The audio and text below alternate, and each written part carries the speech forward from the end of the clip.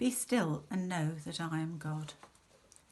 In these strange times of uncertainty and apprehension, it's good to remind ourselves that in whatever situation we find ourselves, God is there with us, and He's promised never to leave us. During difficult times, God asks us to focus on Him and His faithfulness to us, rather than on our circumstances, and to trust Him in every situation in which we find ourselves. In fact, we're encouraged in all circumstances to give Him thanks. And it's in giving thanks to God that has been uppermost in my mind during these past few weeks. While acknowledging that a lot of people are experiencing pain, fear, grief, financial worries, among other things, at this time, the exhortation to give thanks is always there, and I personally am constantly giving thanks for the gift of time. During this period of lockdown, I'm even more aware of this gift, as the normal pace of life has slowed right down, so let's embrace it. One of my favourite authors is T.S. Eliot, and one of my favourite quotes is from his 4 quartets, Burnt Norton. He says, "Time present and time past are both perhaps present in time future, and time future contained in time past. If all time is eternally present, all time is unredeemable." Sorry, that needs a bit of thinking about, but it may be worth looking it up and having a ponder. But it seems to me that he's saying that all we have is the time we have at this moment, this precious moment in time. We do not want to squander it in negativity. Here in Weald we are so blessed, so blessed. What a beautiful place we live in.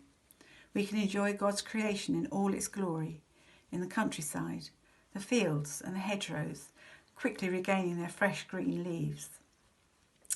Take time to look at the cherry blossom, really look.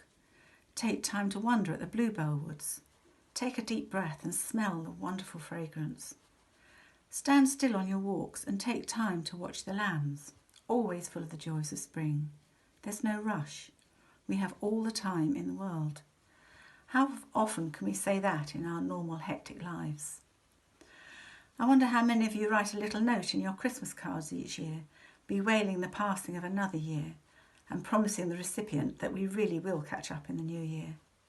Well, now we have that time to catch up with old friends, by phone or on social media, to re-establish relationships. No excuses now. We've been given this gift of time. There is one very special relationship that we now have the time to develop, and that's our relationship with God. So often He's crowded out of our lives by our busyness and preoccupation with what? Stuff. What blessings we will find if we spend this time wisely and learn to listen what He has to say to us. This present situation will not last forever. It will come to an end.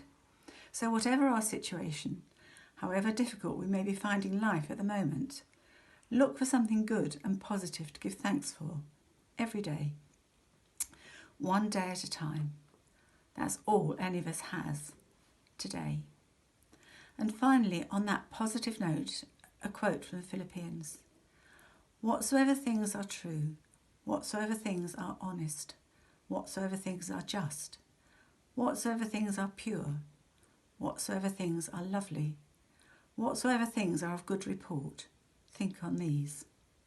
And a reminder, in everything give thanks. And may God bless you.